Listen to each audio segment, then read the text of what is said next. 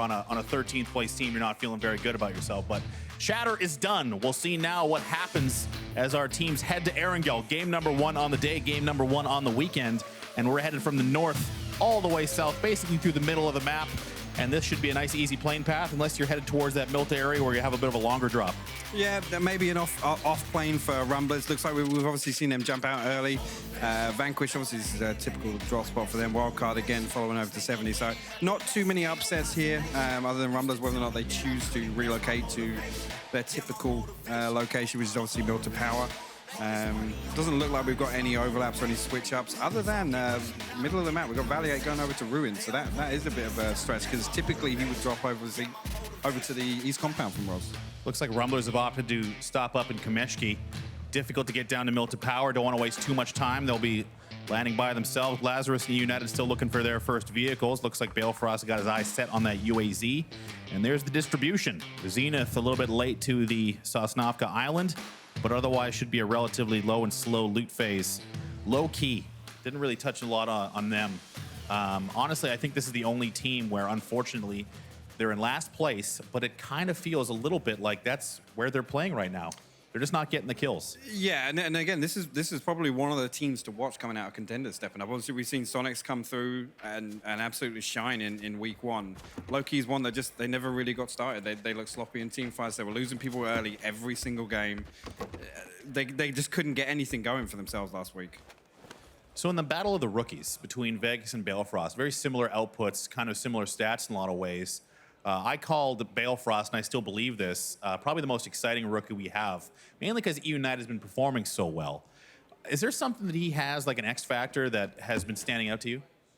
I wouldn't call it an X factor as much as if we were to talk about, players' tendencies and stuff. And Vegas even said himself, coming from obviously the Player One Amateur League that they were playing, and these lobbies are very different. And the big difference being Balefrost has been, I mean, he said it himself, he's been subbing in for NPL teams in scrims and stuff for as long as 8-9 months now. So I think that there definitely is an adjustment period for Vegas to get used to those small things: when to peek, when to push, where to position yourself in teams fight, when to go prone and wait for your team to cover that off angle.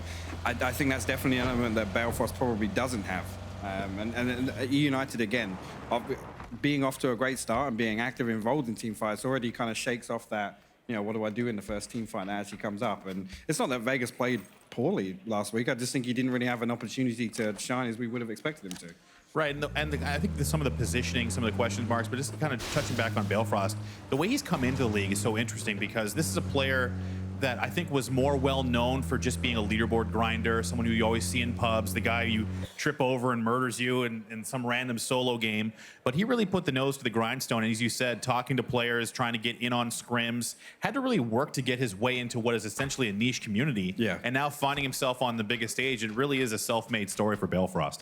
It is, yeah, and it's fantastic to see him come out in week 1 and be active. And you actually saw in the two games they won last week, where won the first game in the NPL. Yeah, and again, what a confidence boost to come out on the first day, first game you're playing in the studio here and get a win, and you can see it on his face as well. He was probably the most vocal out of the 4 of them. When there's a fairly vocal, I mean, the only one that wouldn't say anything would be Stab, but shocker on that one. Yeah, but yeah, it's great to see. That's got to be a great confidence boost heading into week 2 as well.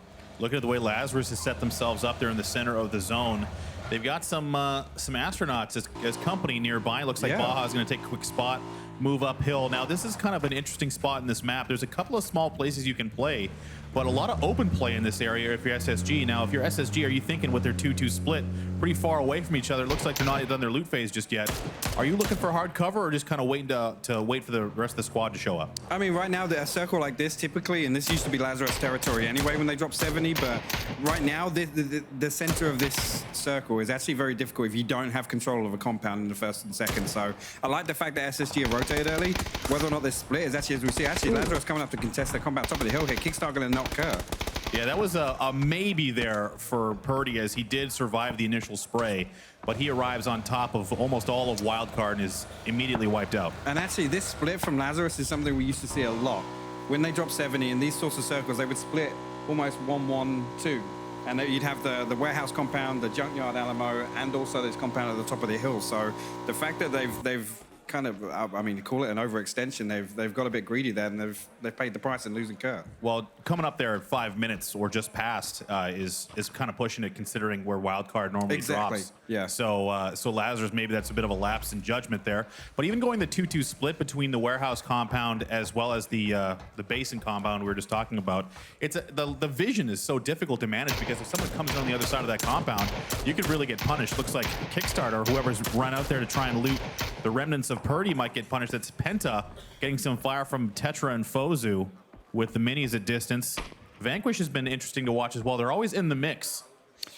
Yeah, always in the mix, but that's kind of the end of the story. Yeah. They're just always in the mix. They're around. I mean, we've yet to really, I mean, there was a couple of games where we saw them actually, you know, in terms of full-on 4v4 team fights, but again, another team that just kind of, we saw them losing people in rotation, just sloppy, overzealous with looking for compounds they have absolutely no business taking, and, you know, circles 3 and 4. But I mean, it's something that after week 1, once you kind of get used to, okay, this is how this team's going to rotate on this sort of circles now that we're in the live competitive games, you need to shake that off as quickly as possible.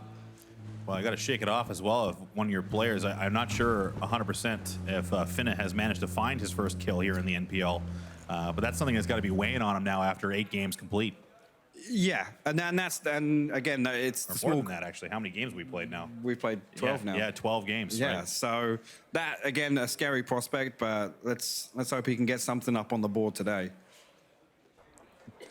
So this is an interesting setup here for SSG. Didn't lose anyone. They're basically dead center.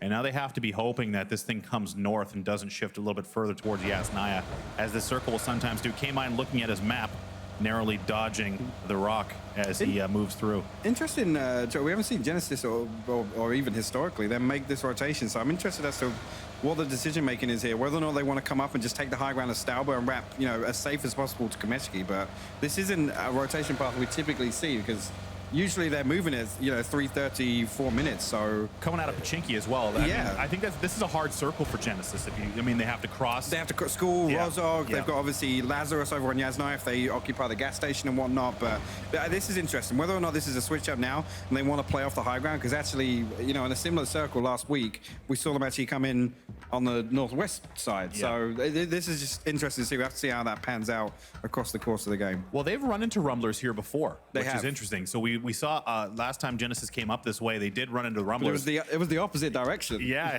which is funny. But they're headed right there again, where Genesis is moving right towards the Rumblers, who are way out of everywhere. They're just way up in the north. They're just kind of chilling, waiting to see what the circle does. United has a hold of the warehouse just above Yasnaya, and they'll be chilling here for a little while as we see what the circle does. And the second circle going to dictate the pace of the game significantly, as low-key firing away at Endemic. This is one, and for low-key, this is we saw a lot of these circles in contenders last phase, and this was one of the ones where low-key they became very, very aggressive early game. They were looking for kind of easy rotation kills, but almost, you know, biting off more than they could chew. I wonder a little bit, Pac, about the 2-2 split to the west. Yeah, and it's that rotation trap. They're calling out which direction vehicles are coming in from, and they've got the other two as a backup plan in 70 to look for these kills as obviously the follow-up. But it's actually looking like we've got Load taking some damage from reload. Well, they've definitely disrupted Endemic's rotation. They're kind of forcing them. It looks Endemic's a little lost. And there is the circle you do not want to see as we center up on the lake outside of Yasnaya. And that means the Sonics are going to have to condense, and SSG likely come down to the yellows, but this is now going to be a race for center in a place where center is really rough because that lake is just such a massive feature. Yeah, and we've actually got 10 teams north side of this river right now, so there's going to be 2 choke points identified here. The gas station, obviously, to the west of Yasnaya, and these rocks that come down just south of Noli and the SSG occupied. So right now, we're in a position where we could see a lot of teams opt to obviously wrap way back wide out of the blue. If you're Player One Esports, they're going to be coming in essentially unopposed into Rozog. Yeah. And I mean, they've got free pick of anything in the southwest corner of this new circle. So Ghost is an interesting. Oh, actually, here's United. They did run into SSG. Yeah. Not easy lines of sight for SSG unless Stab, who's the last man in the vehicle, gets spotted by Valiate. But they're going to be taking the police station potentially here. Yeah, and this is one of the unfortunate spots, and then, you know, it's actually unfortunate for SSG to kind of get this off timing by about 20 seconds. If they managed to get all players here, they would have caught this team in rotation, because this becomes one of the choke points. It's one of the easiest places to, you know, pass through in vehicles. So unfortunate, you know, 25 seconds off by SSG there. Could have picked themselves up some free kills. Looks like they've opted for the apartments. Makes a little bit more sense, a little bit more vision there, as they'll lose a couple of tires to Patcaps, Envy in their adjacent yellows. So now, yes, Nai is going to be a bit of an interesting position, because there's no real cover in the center of the map. It's all water right now, and the Sonics have done a 2-2 split, one from the Grandma compound and the gas station, which I think will be strong for them as tempo moves in. Yeah, and I'm actually loving the setup that Ghost have got right now. They occupy the compound way down to the south of Yasnaya Field. Shrimsy split off at the Yellows, McCoy at the Wizard Tower. This is the kind of setup you want to, you know, you want vehicles to drive in and amongst you. These teams that are going to kind of late wrap and look for something. As this circle closes, Ghost have a perfect setup here to catch some people off guard. I'm wondering about Shrimsy's compound, where the Rumblers might be headed. If that gets crashed, yeah. How they defend, they're in a 2-1-1, super difficult to defend. They do have vision, but the question is if there's a full-on force push. Looks like Los HD is in the lead vehicle now. I wonder what Genesis is going to do. That's another team that needs to come in from the east side. Yeah, the big factor here is if Vegas and Drassel can get out onto the hill to support Shrimsy from outside the building. Unfortunately, McCoy has just got knocked, so this could completely pull apart their game plan here. And I want to see them regroup right now. I want to see them prioritize one of these compounds, whether it be the south one or the yellows, because it looks like Genesis are about to pull up on them. Yeah, and Shrimsy is not going to have any help if they decide he's going to go loud here and maybe puff up a little bit, hoping that he can prevent Genesis from crashing.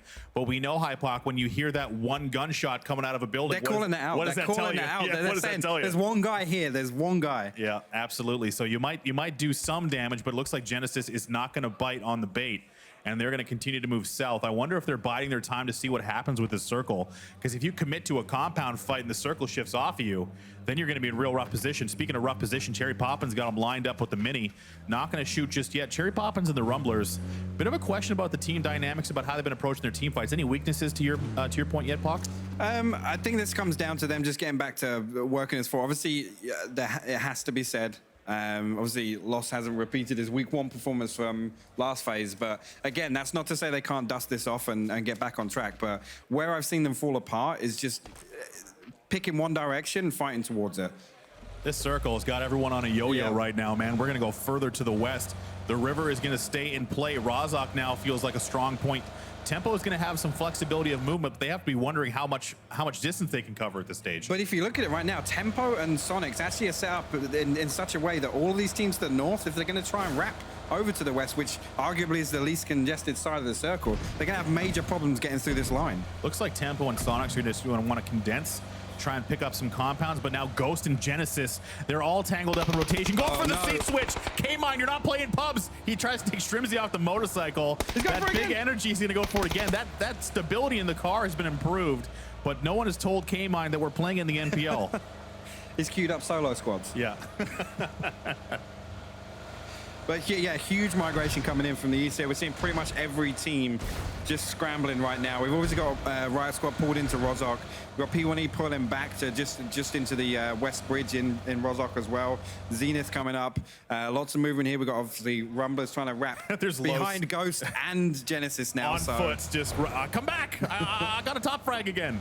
But he's on foot and he's still the furthest in front on Rumblers. So yeah, he's leading the way. I'm not sure about Lost being the scout for that team. That's he's got like a Viking hat with like one horn broken on it and a battle axe, and he's just leading the charge. I like this decision here from Genesis. They want to set up, they want to try and get some kills here. They've obviously opted not to go into Rozhok but occupy the water tower, so they can't get bogged down in the city. They're not going to lose their vehicles or anything like that. And ultimately, Nerf is going to take down Profi. Interestingly enough, they're looking for those kill points. So why not? It doesn't work like that, yeah, unfortunately. why not farm some on our own team? I don't know how that happened, but if the man is going to make it happen, Nerf is the guy to do it. So it looks like Profi might even get finished off. Actually, Lost pulled up. Yeah, Mystery getting the confirm on the Profi. Rumblers have pulled up actually way off to the south by school. They're actually pressuring Genesis off the water tower. Now Nerf is taking a ton of damage, and that vehicle in kind of dire straits. He doesn't have anywhere to go. Luckily, the fence is going to be soaking a lot of those bullets. Nerf does take a lot of damage. And man, this car is in rough shape, only a quarter health left. And the big problem is P1E and Zenith now occupy the east side compound in Rozhok, and obviously the Valley Gates compound off to the east of this as well. So they're in a really, really tricky situation right now. SSG is going to take Tickleton's helmet off, and Vegas is going to get finished off as we didn't see the initial down there. Ghost has gone all the way south and are coming in the blue on the western side. They will have a compound, but they're only going to have 2 players left. I don't think they've got a kill on the board yet. So this has been rough for all these southeastern teams, really anyone on the eastern side. This should technically, with the war shift, go north. So we should now expect, obviously, Ghost to be in a position where, you know, even as 2 now, they can bide their time, they can play a bit slow, become active in the late game. But unfortunately, obviously, for McCoy to go down with their initial setup and then to lose another in rotation.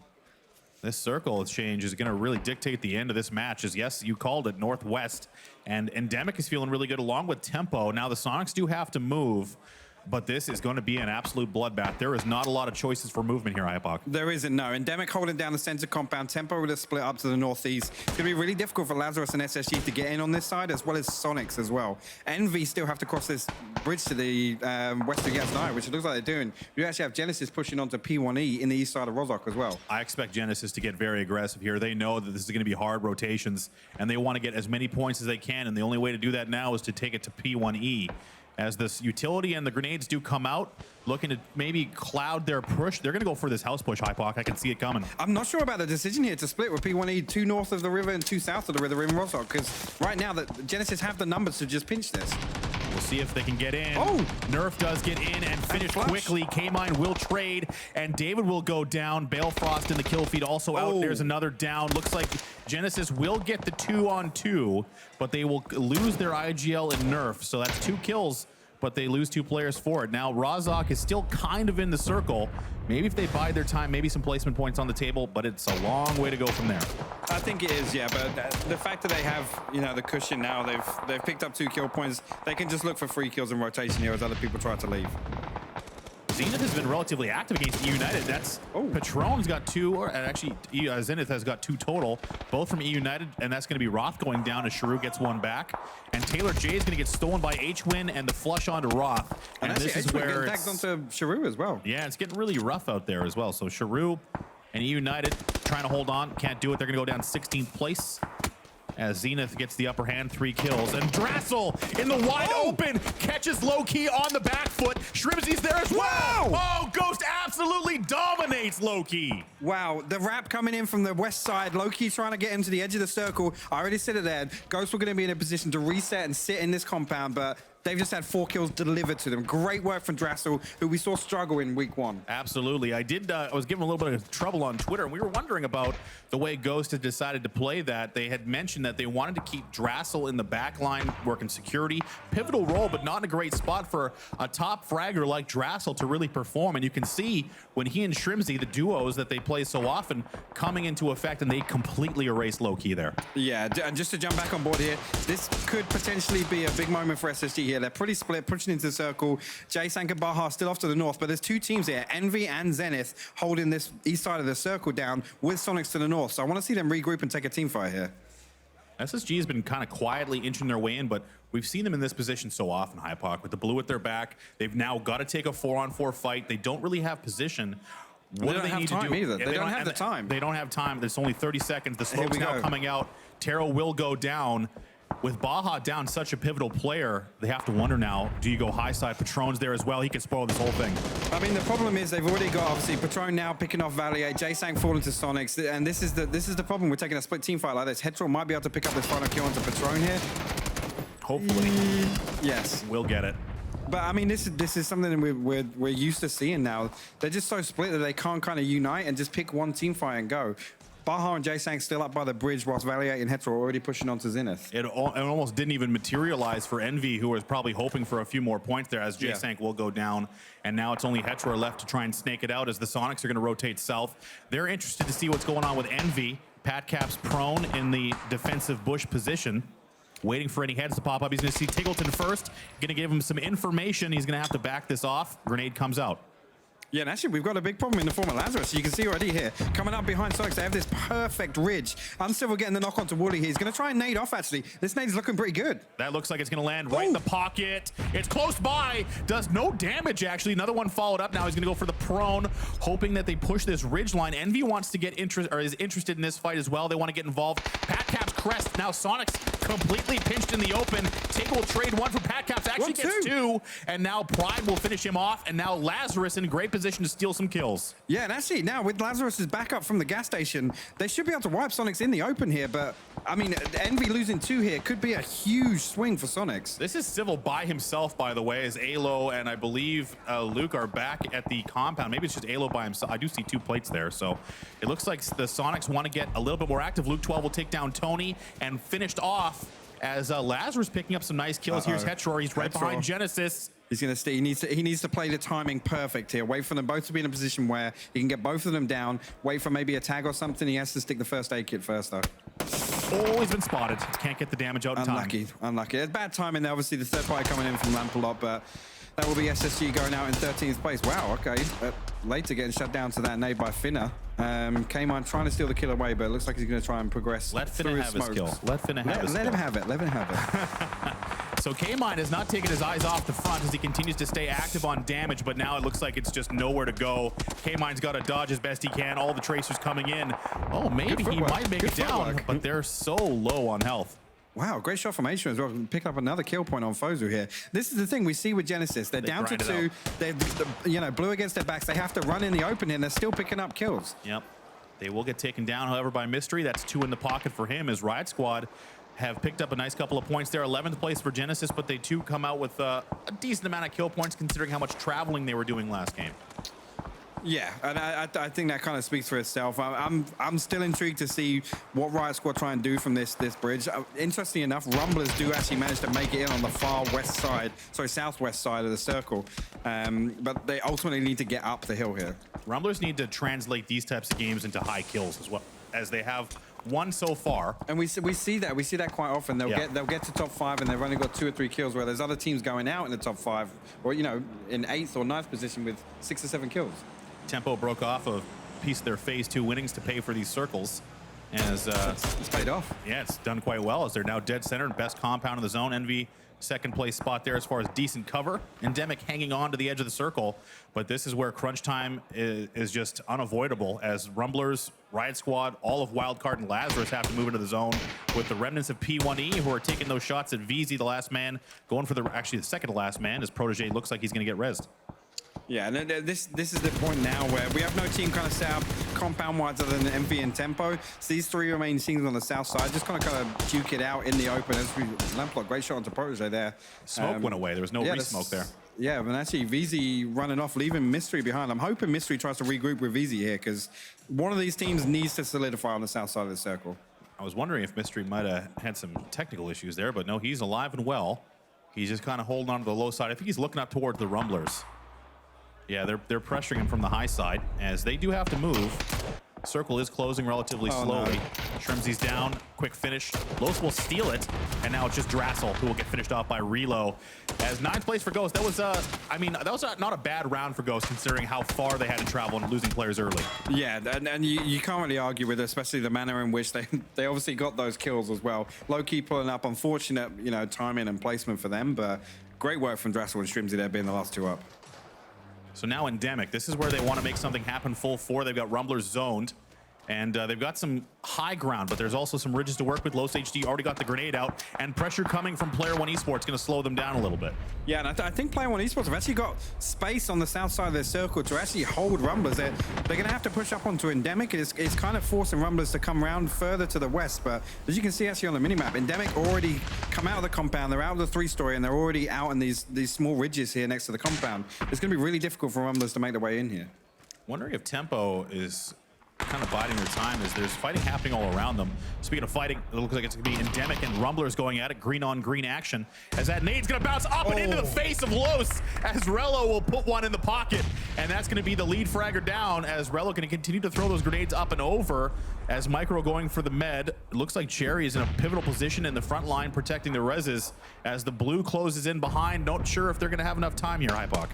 I'm not sure they're going to be able to get this one off. Micro getting knocked as well from P1E. I'd already said they're probably going to have space to obviously hold Rumblers out here. They have to leave Lost. Micro's down, going to get finished off as well. Waldo and Cherry now. Player One Esports is there. Yeah, they need to get out of LOS and P1E here.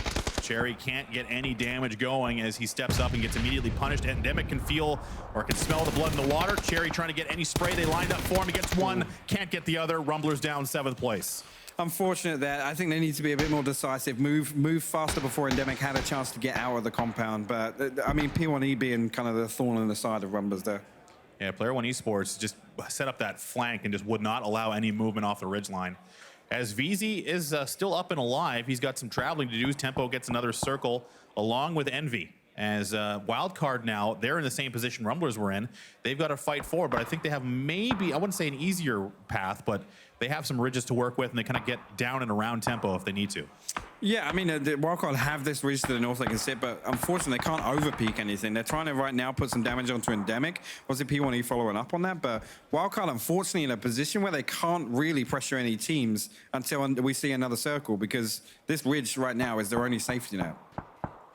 And there's no cover. There's literally nothing there. Exactly, they have the ridge line, and that's it. So Relo taking a look down towards Player One Esports. They've been a thorn in their sides for a long time, but now they've got to move, and they've got not a lot of cover moving uphill as Endemic. I imagine not a lot of utility as well. Yeah, they've burnt a lot out to get to this spot. Kind of doing the tree peaks there, just trying to get one step in front of the other. Lampalot, the first one out. Here comes VZ, just off by himself. He's a one-man flanker on the low side, just maybe trying to stay out of the vision of Endemic. And there's going to go Aguila and likely Lampalot not too soon to follow, as Endemic's got 4 strong, no cover, lots of damage onto Lampalot. I mean, this is huge for VZ. If he can outlive P1E here, it's a free placement point. And when you're a solo up like that, you just kind of want to bide your time. As I'm saying that, he's dead. Caster curse, as they say. Lampalot will take VZ, but he's actually taking something down as well, but can't get the finish. Out.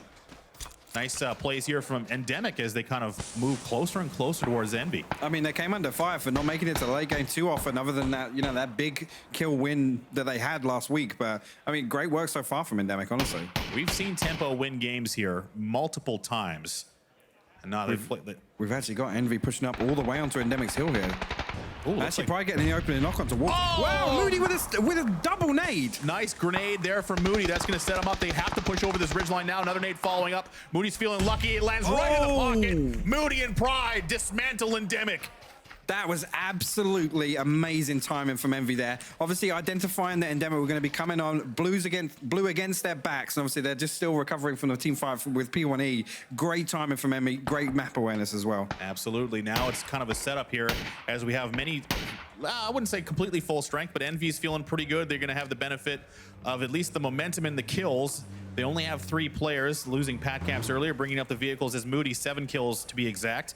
Wildcard moving on to the ridgeline. They're going to have zone position, no direct vision to Tempo, and now I think we're going to have one more circle shift before this game is decided, unless Tempo wants to step out and get active against Wildcard, which will basically necessitate Envy stepping up. So this is a very interesting position here. This is actually really good for Wildcard right now, because none of these 3 positions that these teams are occupying can see each other. Right. So unless anybody overextends it, nobody's going to go down. And ultimately, Wildcard have the most space. Because they're playing the open terrain, they're not committed to a compound or a building. They have the ability to spread in this previous circle before we see the final star. It's going to be like Wildcard lawn bowling, just throwing grenades downhill to see what works out. But you have to wonder now, what does Tempo have left for utility? It looks like they're going to start putting people up. I'm already liking what I'm seeing. They're trying to look for angles here onto Wildcard. It looks like they're going to get an open line of sight. They need to get an opening pick here and hope that nobody from Envy third parties. Looks like they want to do something. They're putting utility down. Maybe, you think they're getting ready to push out? I think they're getting ready to look for an opening knock before this next circle pops, honestly. Envy getting a little bit interested as well. It's like the first man to get knocked is getting pushed. Yes, exactly. Whoever goes down now, ultimately, is probably going to go out first, because it's just going to attract the other 2 teams to condense. And you know, Maluk, very vocal IGL, is probably putting those sentiments to his team right now. Maluk often being heard, don't get knocked, don't throw. We can win this whole effing league. Use your guns. But this is what I was talking about. If you look at Wildcard setup right now, they're in the best spot because they've got the benefit of space. Yep. So right now, as long as they just play clean, they play the trades, ultimately they're going to win this game by default. So the star is out, so this is the last zone. It's already moving. Wildcard getting closer together, and now Envy. Look, no smokes on Moody, only 1 grenade. It's going to be pivotal utility usage if they have any left whatsoever. And looks like Tempo's got nothing but smokes. No grenades on Zampa, but the utility will slow down any vision here as Wildcard gets good center control, but this is really a toss of the dice here. I mean, one nade could shut Wildcard down, but obviously until they have line of sight and Tempo or Envy know where they're set up, nobody's going to be throwing one out for free right now at this point of the game. Just a waiting game. 3-way team fight. Envy, man, disadvantage. 4-on-4 for Tempo, Storm, and Wildcard. And this is the final zone, so this is going to get very hectic. And Envy is slowly running out of cover. Not a ton of utility. I see the smoke grenades coming out. I think Envy being forced out first is going to be a massive, massive issue for them. They're the ones that are closest to the edge right now. Tempo have a bit of space to move down this dirt road, but Envy on the south side are in a really rough spot. If there's trades here, I imagine Wildcard wants to pounce as well. Just a matter of time. A Bison on Kickstart with a 3x. SMGs, dog, new meta. Oh, Moody actually getting the open and knock onto Pistola here. This is Tuesday, gonna throw some nades over. This could be the end of Wildcard already. Oh, Wildcard is getting obliterated with utility. The one grenade, and just like that, they're only down to one, and now to nothing. Here comes Tempo, they're gonna step over. They've got them all on the ropes, and it's a firing squad. Penta's still up on Wildcard right now. Oh, the opening shots. Wow. Can't get it to go. Nice try there, but Tempo Storm, masters of timing, but the utility usage there, absolutely obliterating Wildcard. Moody with some clutch grenades, the mollies, everything was getting thrown. I mean, I love that setup from Wildcard. Great work from Envy to shut that down, though, honestly. The fact, like I said, nobody was going to be throwing the utility out until they knew exactly where they were going to get the most value from it. But again, that was the second team fight there where we saw Envy time that perfectly. Opening knock, and they capitalized on it immediately. Tempo, with the counter attack on that, was just clutch. We knew that there was going to be like the first trade is going to necessitate and then just the third explode. team. Yes, yeah, absolutely. And we saw just that. Now for Wild